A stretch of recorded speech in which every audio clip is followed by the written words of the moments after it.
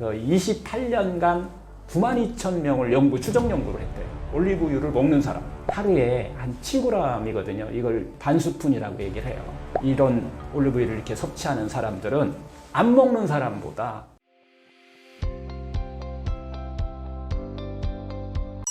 몸에 좋은 올리브유 많이 먹을수록 효과 좋을까요?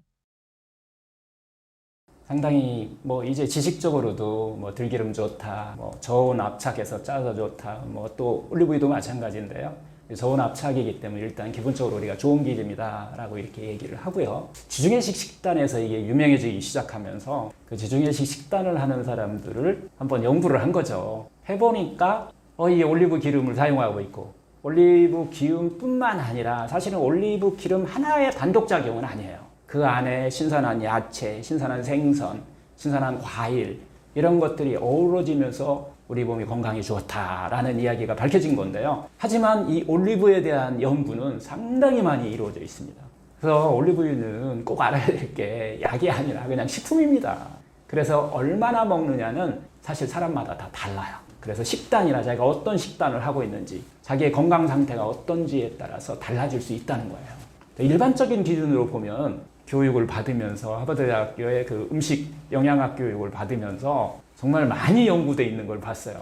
28년간 92,000명을 추정 연구를 했대요. 올리브유를 먹는 사람 하루에 한 7g이거든요. 이걸 반스푼이라고 얘기를 해요. 이 이상을 먹는 사람들이, 이런 올리브유를 이렇게 섭취하는 사람들은 안 먹는 사람보다 심혈관계의 사망 위험이 한 20% 전후가 낮다고 이렇게 밝혀져요. 그러면서 이제 권하는 기름으로 우리가 알고 있는데요. 또 미국 FDA 권장량에 따르면 하루에 1.5스푼, 약 한 29g 정도 섭취하면은 심혈관 질환뿐만 아니라 생명의 위험도 많이 낮출 수 있다. 이런 연구 결과들이 계속 나오게 되는데요. 결국 양이잖아요. 반 스푼만 먹어도 된다.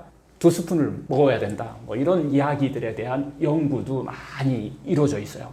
그 양에 대해서 2022년일 거예요. 메타 분석 연구가 나오는데요. 29g 그러면 이상 먹었다.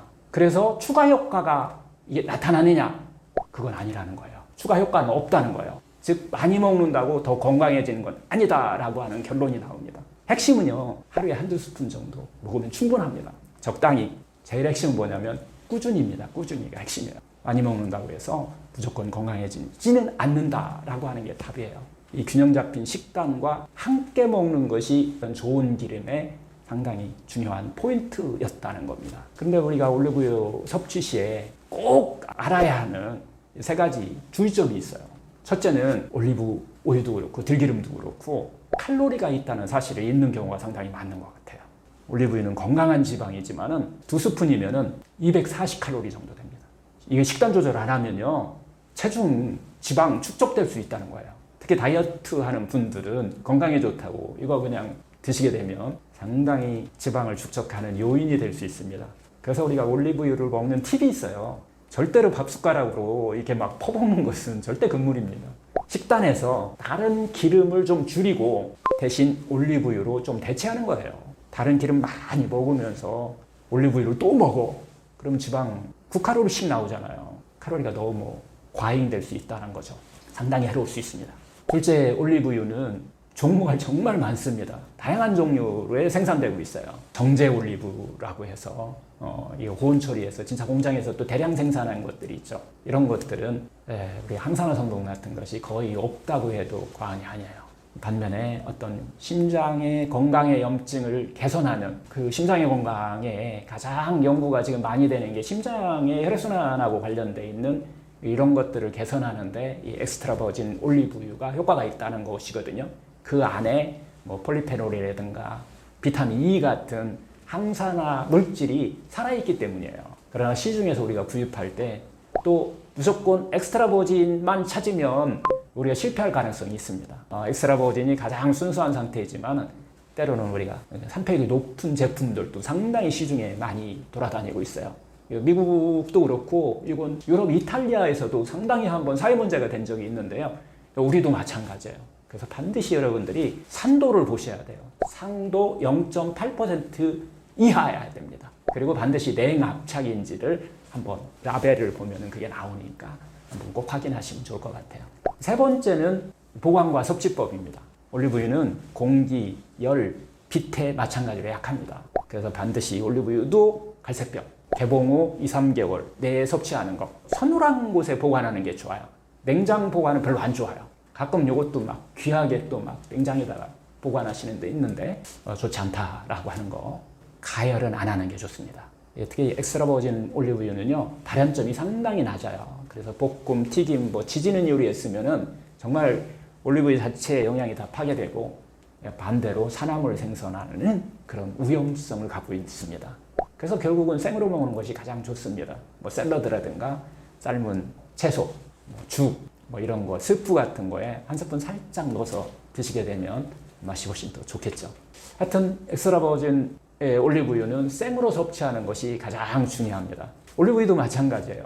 이것도 마찬가지로 언제 어떤 음식과 함께 먹느냐에 따라서 또 상당히 중요합니다. 하여튼 좋은 이 올리브유를 먹는 것도 어떻게 보면 중요하지만은 언제 어떤 음식과 함께 먹으면 좋을까, 이게 훨씬 더 중요할 수도 있어요. 여러분, 언제 먹으면 좋을까요? 사실은 아침 공복보다는요, 제가 보면 상당히 많은 분들이 좋은 기름이니까 아침 공복에 드시는데, 이것은 식사 중에 섭취하는 것이 위의 부담을 상당히 좀 줄일 수 있고요. 전혀 관계 없습니다, 효과에. 그래서 가능하면 식사 중에 드셔라 라고 말씀드리고요. 생채소 샐러드라든가 아침 죽이나 뭐 스프 같은 거에 한 스푼 살짝 넣으시면 되고요. 특히 삶은 감자라든가 고구마 같은 거에 한 방울 이렇게 쳐서 드시면 상당히 향도 좋고요. 이렇게 다른 음식과 섭취하면은 결국 그 음식에 있는 우리가 지용성 비타민이라고 하는데 ADEK잖아요. 이 흡수율이 확 올라갑니다. 올리브유는 좋은 기름과 이렇게 차이점이 있는데요. 다른 좋은 기름들과 차이점이 있는데, 우리가 어떻게 보면 들기름이 오메가3가 많다면, 오메가3가 많은 것은 항염, 뇌 건강에 좋다고 말씀을 드렸었는데, 이 참기름은 또 오메가6가 많다고 그랬잖아요. 얘는 향도 좋고 산화작용에 상당히 강한 효과를 갖고 있어요.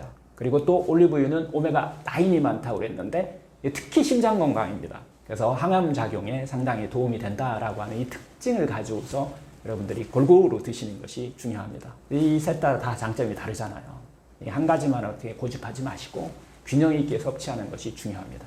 이 올리브유 하루에 얼마나 먹어야 하나요에 대한 이야기를 나눴는데요. 그 답 정리하면 이런 것 같아요. 하루에 한두 스푼, 큰 술로 이 정도면은 충분하다. 그 이상 더 먹어도 효과 별로 없다. 그리고 먹을 때 반드시 생으로 가열하지 않고 먹는 것이 좋다라고 하는 거고요.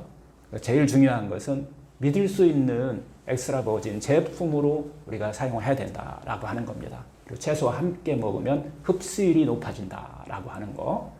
한 가지 올리브보다는 다른 기름들과 균형 있게 섭취하는 것이 중요하다라는 이야기고요. 그리고 가장 중요한 것은 우리가 기름 하나만 먹는다고 건강해지지는 않는다는 거예요.